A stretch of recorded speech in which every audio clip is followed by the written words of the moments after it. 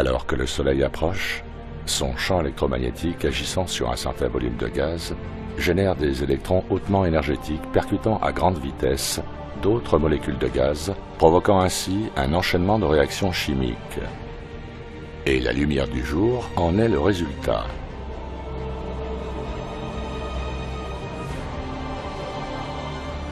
Le rouge que vous voyez dans le ciel,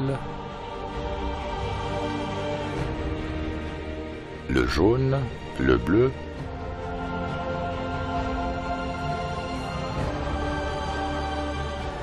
tout ceci n'est pas dû à la réfraction ou à la dispersion. Il s'agit de plasma. Et tout commence là où la réaction se produit, un endroit que j'aime appeler le Soleil. Mais avant de passer en revue la gamme de couleurs, écoutons un défenseur du modèle sphérique. Albert Einstein, essayant d'expliquer pourquoi le ciel est bleu.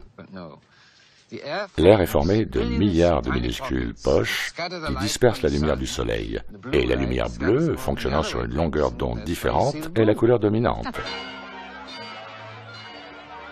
Sur le modèle géocentrique, le ciel a l'air bleu parce qu'il est bleu. C'est du plasma bleu. Les gaz de la haute atmosphère se répartissent en couches, exactement comme ces liquides à la densité différente. Permettez-moi de vous l'expliquer à partir d'un point d'observation de 35 km d'altitude. Cela commence avec l'homosphère et l'hétérosphère, deux sphères dont il ne nous parle jamais.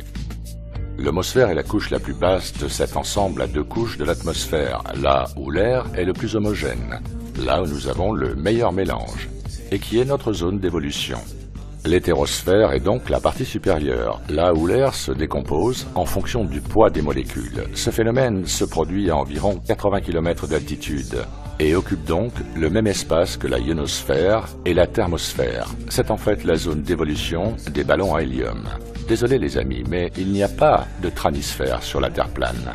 Hydrogène, hélium, vapeur d'eau, néon, oxygène, méthane et nitrogène sont tous des gaz plus légers que l'air qui s'étalent en couches au-dessus.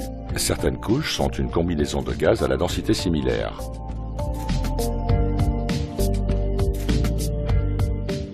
Donc, récapitulons. Nous avons des volumes de gaz inertes soumis à d'extrêmes basses pressions et températures, disposés en couches dans une zone que l'on appelle la ionosphère et la thermosphère. Tous les ingrédients nécessaires pour produire du plasma. Chaque couche de plasma ayant ses propres propriétés différentes les unes des autres. Le plasma peut produire de la chaleur, de l'électricité, un rayonnement infrarouge, des ondes radio, des rayons ultraviolets, des rayons X, une lumière visible et un champ magnétique qui, tour à tour, excite les gaz inertes pour se régénérer. La lumière blanche est le résultat de la ionisation de l'air.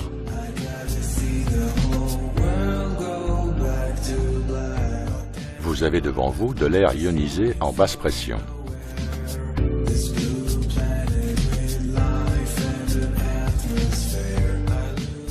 Voici la lumière du jour dans une bonbonne.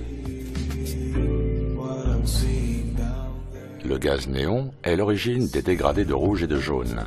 Ce gaz est le plus réactif, celui qui réagit le premier à l'effet de distance et qui nécessite le moins d'énergie, ce qui explique les couleurs des couchers et levées de soleil. C'est également le cinquième élément le plus abondant dans l'atmosphère. N'oubliez pas que le plasma crée de la lumière là où la réaction se produit. L'hélium hautement ionisé par l'électromagnétisme du soleil produit cette lumière jaune-blanche couplée à un puissant rayonnement ultraviolet. La couleur bleue du ciel provient d'autres molécules gazeuses. Un bleu fluorescent à basse température et basse pression. L'influence de l'argon est prédominante dans toutes les nuances de bleu. Ce gaz représente presque 1% de notre atmosphère. L'argon est utilisé dans l'éclairage pour produire cette lumière bleue. Une très petite quantité d'argon suffit pour influencer les autres gaz inertes à générer un bleu fluorescent. L'argon est aussi utilisé dans les salons UV et dans la soudure. Sa couleur est immanquable.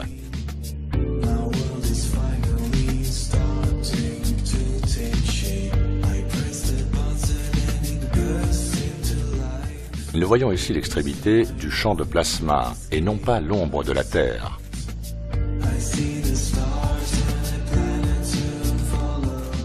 Nous avons là du nitrogène et de l'oxygène ionisés par l'électromagnétisme.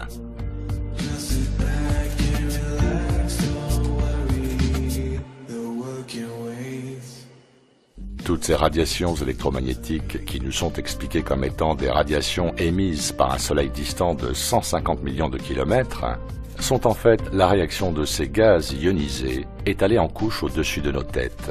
En plus d'une lumière jaune-blanche puissante ainsi que d'une énorme quantité de rayons UV, le reste du spectre électromagnétique est généré par la ionisation des autres gaz. Ces autres gaz ionisés occupent le même espace que la ionosphère et la thermosphère car ils en sont à l'origine.